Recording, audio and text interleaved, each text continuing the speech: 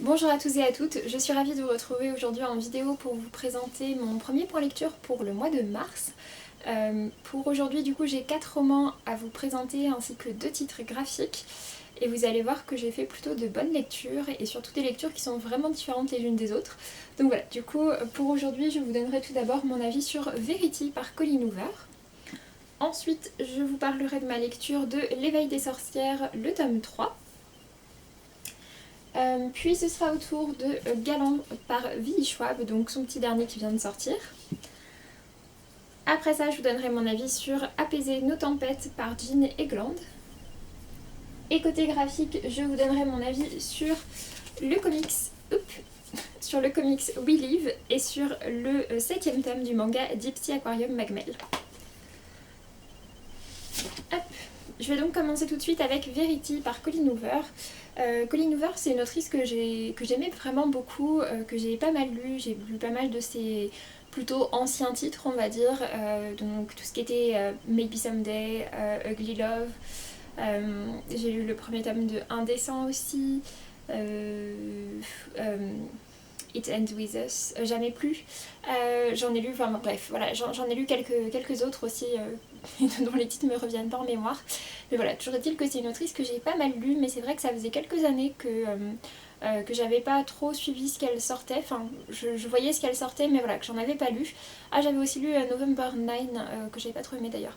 Mais voilà, du coup, j'en ai lu quand même pas mal. Il y en a certains que j'ai beaucoup aimé, d'autres un petit peu moins.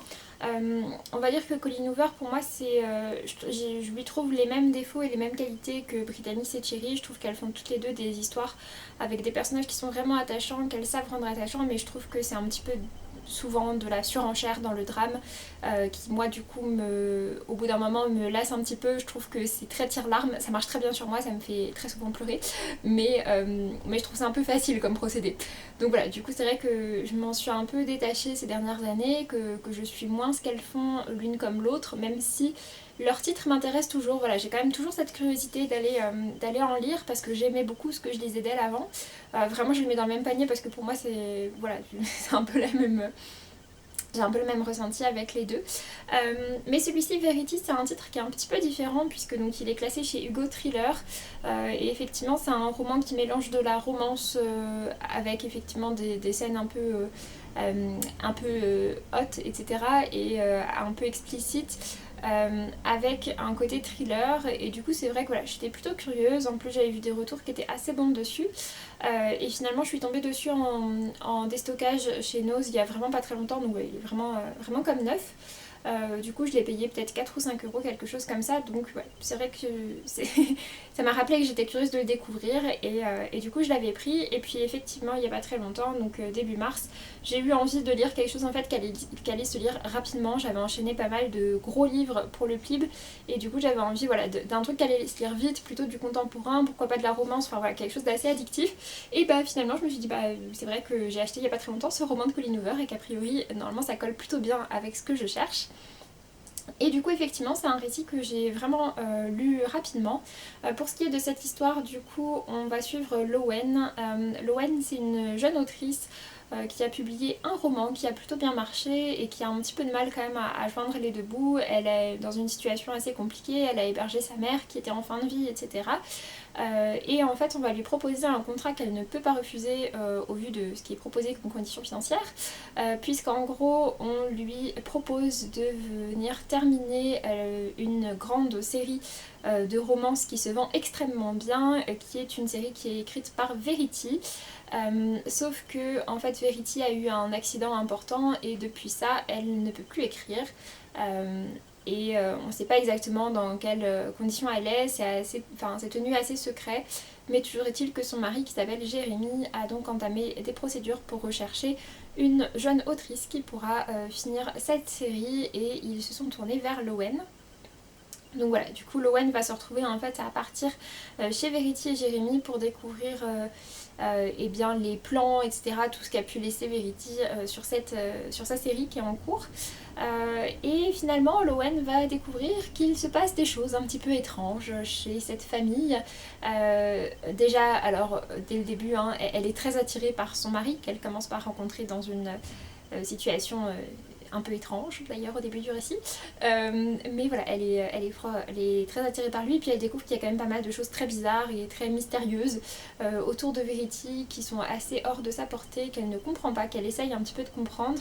Et puis elle va découvrir des notes, et ces notes qu'elle va découvrir vont beaucoup la choquer et vont remettre un peu en perspective tout ce qu'elle pensait.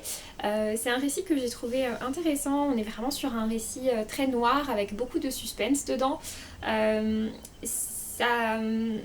Ouais, beaucoup de suspense, il y a pas mal de choses, pas mal de retournements de situation, presque un peu trop à la fin. Où finalement j'ai bien aimé le fait que Colleen Hoover nous donne pas réellement de réponse. On sait pas très bien à la fin ce qu'il en est vraiment pour Verity. On est un petit peu partagé entre deux hypothèses et on ne sait pas exactement laquelle croire. Le lecteur, je pense, peut se faire son propre avis. Pour ma part, j'ai décidé de me faire mon propre avis dans un sens parce que je trouvais que si c'était dans l'autre sens, c'était vraiment trop horrible.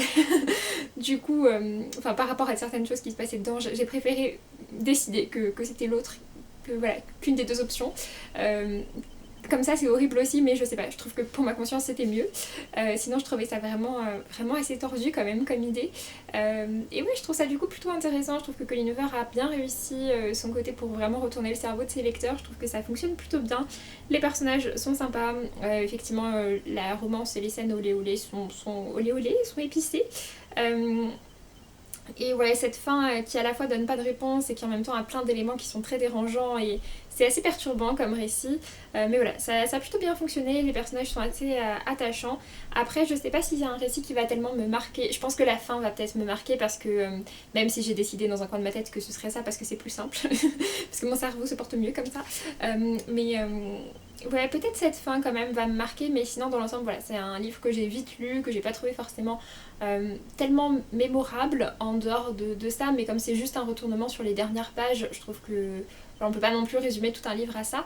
Mais voilà, en tout cas j'ai passé un bon moment avec, j'ai mis la note de 15/20, si ça vous intéresse de le découvrir, et bien pourquoi pas. Ensuite, j'ai donc lu le troisième tome de l'éveil des sorcières, donc le troisième et dernier tome de la série de Cordelia. Ce tome 3 s'appelle Le rival de Rajan, c'est publié aux éditions Scrinéo, et du coup donc on est sur une série dans laquelle on suit le personnage de Nora, qui est une jeune fille qu'il va découvrir qu'elle a des pouvoirs magiques de sorcière, et qu'effectivement dans notre monde il y a quelques sorcières, et elle va entrer finalement en apprentissage en quelque sorte auprès d'Harmonie, qui est également la prof de musique du collège, mais qui est également une sorcière. Et elle a 3 élèves, il y a Maëlys qui est un petit peu plus âgée, et puis Nora et Rajan, un garçon sorcière du coup, qui est dans le même niveau scolaire que Nora.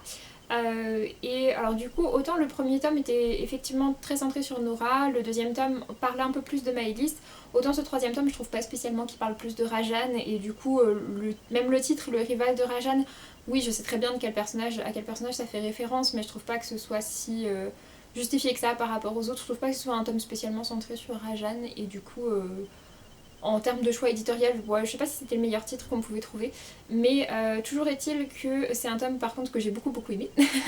Ça ne change rien au fait que c'est un tome que j'ai beaucoup aimé. C'est un tome dans lequel on n'est plus au collège, c'est un tome qui se passe durant une réunion de sorcières qui se passe à la fin de l'année, et qui est en fait une sorte de cérémonie importante dans la vie des sorcières où chacune y va avec ses apprentis. Les différents apprentis de toute la France se rencontrent et passent du coup un week-end ensemble.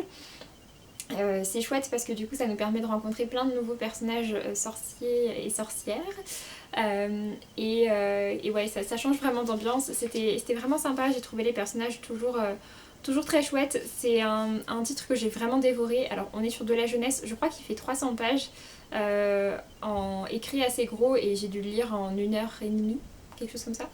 Je l'ai vraiment dévoré, je m'attendais pas à le lire aussi vite. Mais voilà, j'étais complètement prise dedans.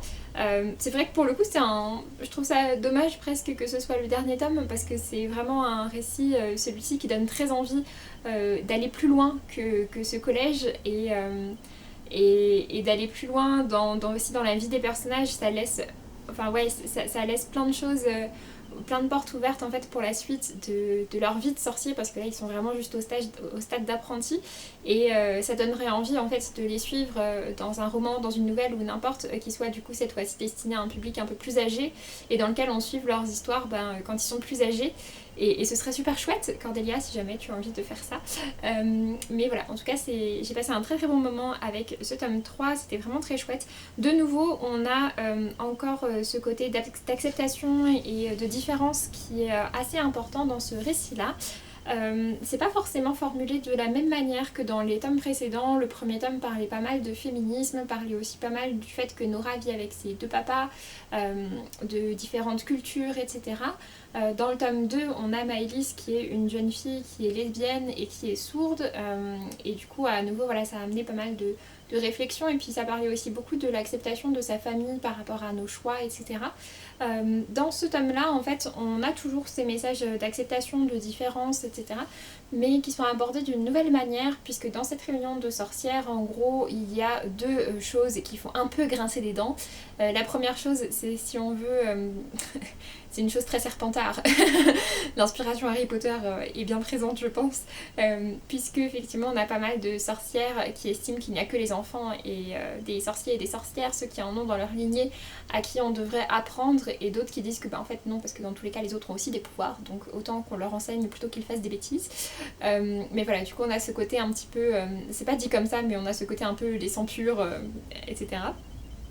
Et puis l'autre sujet, c'est justement la présence des garçons sorcières, puisque traditionnellement voilà, les sorcières sont censées être des femmes. Alors effectivement il y a des sorciers, et Rajan n'est pas le seul, mais c'est toujours un petit peu mal vu. Donc voilà.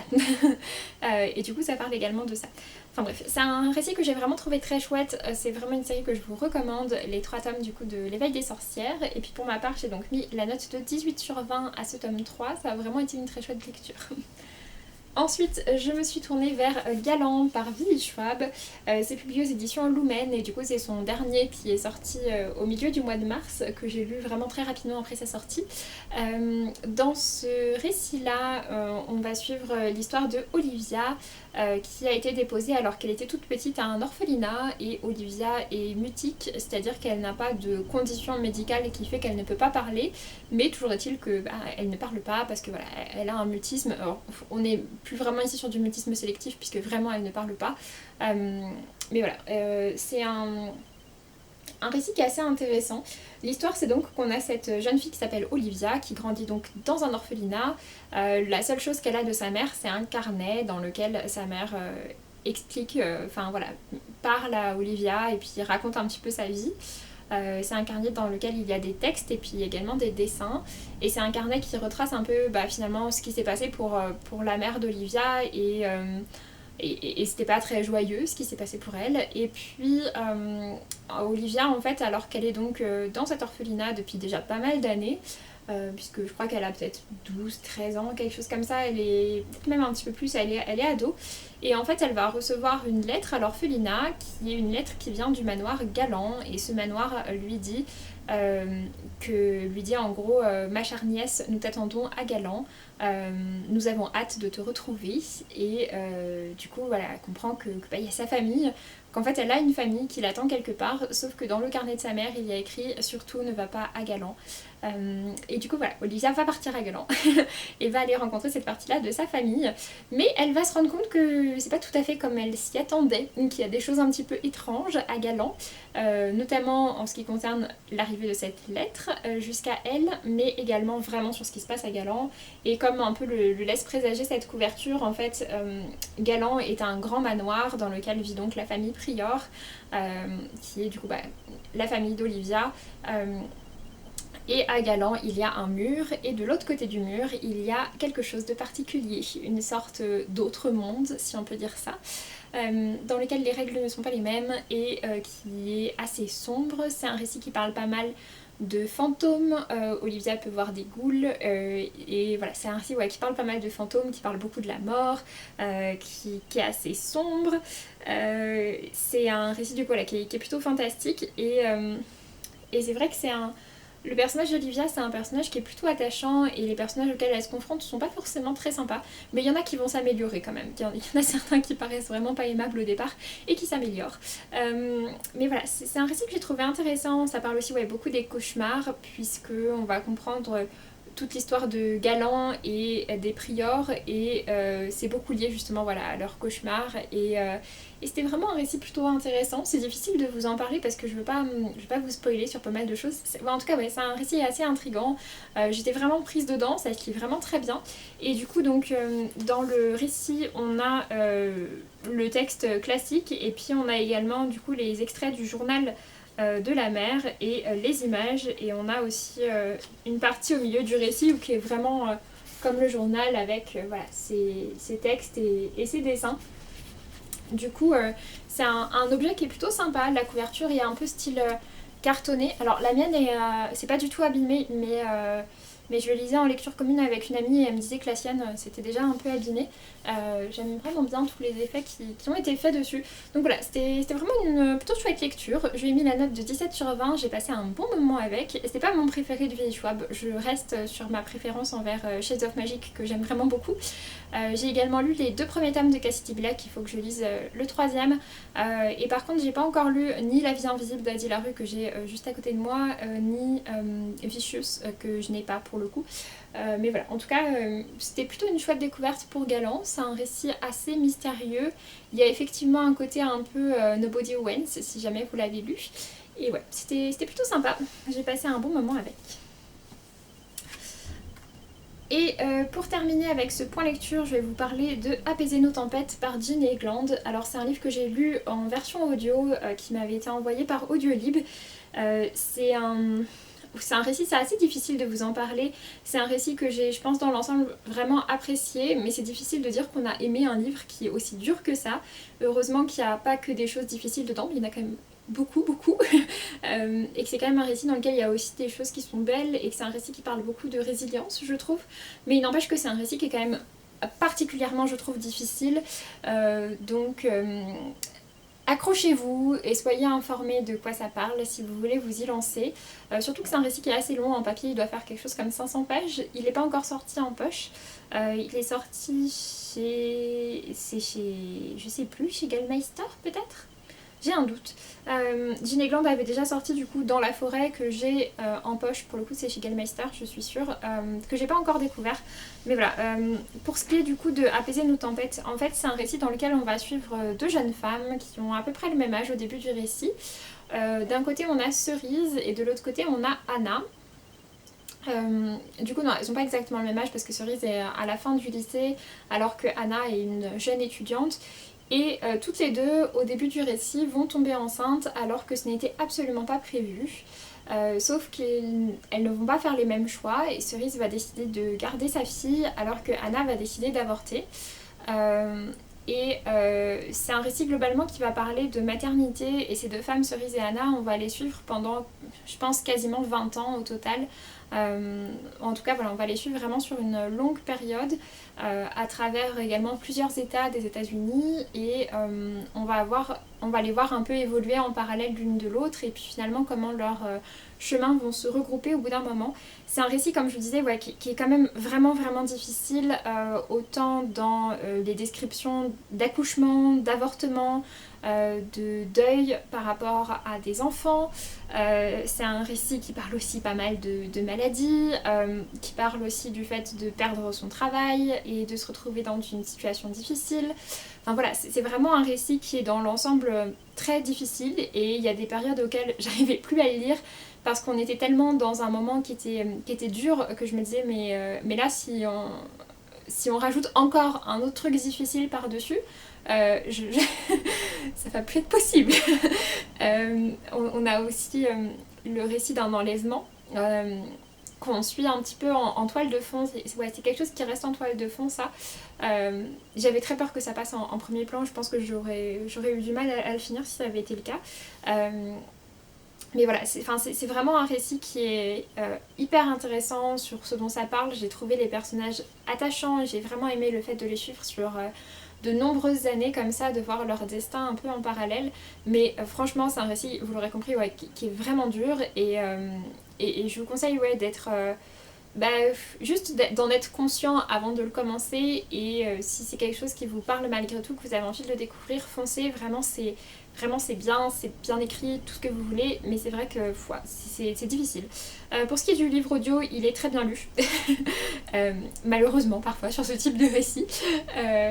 Et du coup je trouve que quand c'est en livre audio, quand c'est des thématiques qui sont aussi difficiles, aussi touchantes que ça, quand c'est en livre audio, je trouve ça parfois presque encore plus difficile, parce que quand c'est en papier, on peut, je sais pas comment dire, débrancher un petit peu notre cerveau le temps de lire quelques pages qui sont un peu difficiles, alors qu'en livre audio, c'est un peu difficile quand ça nous est directement raconté comme ça.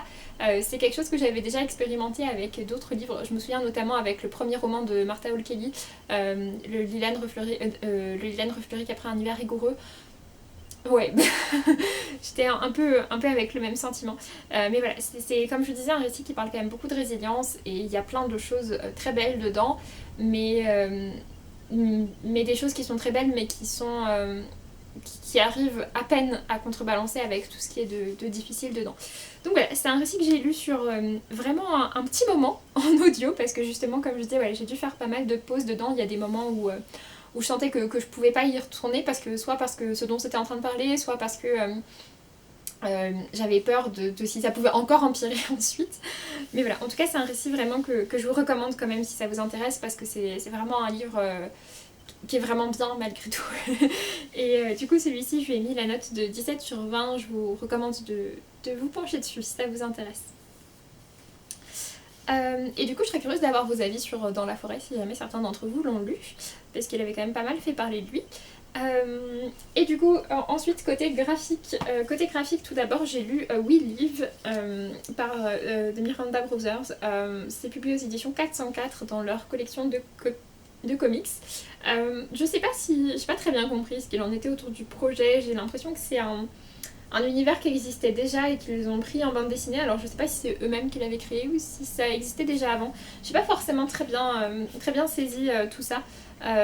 Mais voilà, en tout cas c'est un récit qui était assez intéressant. Et du coup donc là on va regrouper des chapitres 1 à 5. Donc il existe d'autres chapitres que ça. Et du coup dans ce récit là on est sur un récit globalement de survivalisme. On comprend que la Terre est arrivée en gros au bout de ce qu'elle avait à offrir, et en gros voilà, l'espèce humaine va bientôt s'éteindre.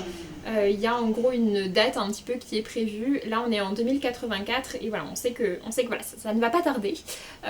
Et en fait il y a des bracelets qui vont être disposés sur Terre, et ces bracelets vont permettre à quelques enfants, il n'y en a pas beaucoup des bracelets, de partir vers un futur et en gros de sauver en quelque sorte l'espèce humaine. Forcément ça va attirer beaucoup de convoitises et beaucoup de disputes pour savoir quels sont les enfants qui vont mériter entre guillemets ce bracelet là. Et nous on va suivre l'histoire d'un frère et d'une sœur, de Tala et de son petit frère qui s'appelle Ototo. Et Tala, quand elle va trouver le bracelet, pour elle c'est évident, c'est son petit frère qui doit le porter. Et du coup en fait tous les enfants qui vont avoir ce bracelet là doivent du coup rejoindre en quelque sorte les points d'extraction. Et Tala va donc se lancer là-dedans avec son petit frère. Ils habitent que tous les deux, et elle va rencontrer du coup pas mal d'autres personnes en cours de route. Et c'est un récit dans lequel il y a des rebondissements toutes les 4 pages. À chaque fois qu'on pense que ça va du coup partir dans un sens, en fait non, il y a un autre rebondissement par-dessus, et puis il leur arrive ça, ils arrivent à s'en démêler, et en fait il leur arrive un nouveau truc. Enfin bref voilà, c'est un récit dans lequel ça n'arrête jamais. J'ai vraiment bien aimé les dessins, etc. Alors c'est un récit qui est quand même assez sombre, hein, du coup on a pas mal de personnages qui meurent à peu près toutes les pages. Et voilà, donc vraiment avec un chouette univers graphique. Alors il y a aussi des pages qui sont franchement sombres et un peu dégueu et très sanglantes, donc je vais essayer de ne pas vous montrer celle-là. Mais voilà, on passe par pas mal d'ambiances très différentes les unes des autres dans ce monde voilà, qui est vraiment à la fin. La Terre est vraiment arrivée au bout de ce qu'elle peut faire. Ça c'était trop glauque. Voilà, pour vous en montrer d'autres. Et ouais, c'était vraiment un récit qui était plutôt chouette. J'ai passé un bon moment avec, j'ai trouvé l'univers intéressant. Je sais pas si vous avez vu dans la première image que je vous ai montrée, il y avait un petit QR code. En fait, ces QR codes renvoient à des vidéos YouTube, à une playlist, je crois, qui est privée. Et du coup, c'est des musiques qui ont été créées spécialement pour l'univers. Donc ça rajoute aussi ce côté-là à ce comics, avec un côté un petit peu mix média, avec un univers plus large qui est créé. J'ai bien aimé les dessins, j'ai bien aimé les couleurs, j'ai trouvé qu'il y avait des bonnes idées. Tous les rebondissements, etc. Et du coup, effectivement, même si on est sur des personnages qui sont vraiment jeunes, ça reste un récit qui est franchement assez glauque, dans lequel, comme je vous dis, voilà, il y a beaucoup de morts, c'est assez trash, il y a pas mal de sang. Donc voilà, ne vous fiez pas aux personnages jeunes et à cette couverture qui est beaucoup moins... beaucoup plus jolie et lumineuse que ce qui se passe à l'intérieur. Voilà. En tout cas, du coup, je lui ai mis la note de 14/20. J'ai passé un bon moment avec ce récit. Je serais assez curieuse de voir la suite. Je trouve que c'est un récit qui peut éventuellement se terminer tel quel. Alors, ça pourrait aussi être une sorte de préquel, en fait. Parce qu'il se passe des choses et à la fin, on comprend que vraiment, ça va pas mal changer ce qui va se passer par la suite. Mais voilà, j'ai passé un bon moment avec. C'était plutôt sympa. Du coup, celui-ci, c'était également un service presse comme Apaiser nos tempêtes. Et pour le dernier, du coup, j'ai donc lu Deep Sea Aquarium Magmel, le tome 7, par Kiyomi Sugishita. Je vais pas m'éterniser dessus parce que c'est une série dont je vous parle très souvent. On est sur un manga qui se passe dans les abysses avec un aquarium qui est une sorte de pôle d'observation au milieu des abysses au Japon, qui n'existe pas du coup. Et on a du coup les différents chapitres qui sont rattachés avec différentes créatures abyssales. C'est vraiment très chouette, j'aime beaucoup cette série, je trouve les personnages très attachants, j'aime beaucoup les dessins, j'aime beaucoup le fait que ce soit aussi instructif sur toutes les créatures abyssales qui sont un peu considérées comme des choses moches et pas très intéressantes, alors qu'en fait si. Mais voilà, et du coup dans ce tome-là, donc là sur la couverture c'est le vétérinaire, donc effectivement on va un peu plus parler de Haru, je crois, Oro, je sais plus comment il s'appelle, le vétérinaire, mais on va également parler d'un nouveau personnage qui s'appelle... Arudon, il s'appelle, pardon, le vétérinaire. Et on a un nouveau personnage qui s'appelle Ryo Shibata. Ça doit sûrement pas se prononcer comme ça. Et ce personnage-là il est plutôt intéressant, ça amène en plus une chouette diversité dans la série et j'aime bien la manière dont c'est abordé. Donc voilà, je trouvais que c'était un personnage qui était intéressant et puis j'aime bien justement comment le vétérinaire va décoder cette personne et finalement la relation qui va s'installer entre eux. C'est pas du tout une relation amoureuse ou quoi, c'est vraiment juste que le vétérinaire c'est un personnage qui est un peu plus âgé par rapport à cette jeune recrue et il va assez vite le décoder et je trouve ça plutôt sympa comme relation. On a à nouveau une petite pincée, alors vraiment une petite pincée, d'indices par rapport au papa de Kotaro qui est parti et on ne sait pas vraiment, enfin on a des idées quand même, mais voilà, mais c'est vraiment par petite pincée, et à nouveau, comme c'est à la fin, j'aimerais bien que le prochain tome parle un petit peu plus de ça, qu'on en apprenne enfin un peu plus, mais je ne suis pas sûre que ce sera le cas. Voilà. Globalement, je me suis déjà fait des faux espoirs comme ça plusieurs fois dans cette série, donc je suis pas sûre que ce sera encore pour cette fois. Mais en tout cas, c'est un récit que j'aime vraiment bien. À nouveau, j'ai passé un bon moment avec. Et c'est une série du coup de manga que je continue de vous recommander si ça vous intéresse, si vous êtes curieux de découvrir ce manga assez original. Donc celui-ci, je lui ai mis la note de 17/20. Sur ce, j'en ai donc fini avec ce point lecture, j'espère que ça vous aura plu. N'hésitez pas à me dire si vous avez déjà lu certains de ces livres, s'il y en a que je vous ai donné envie de découvrir. Et puis pour ma part, je vous laisse et je vous dis à très bientôt pour une prochaine vidéo. Salut!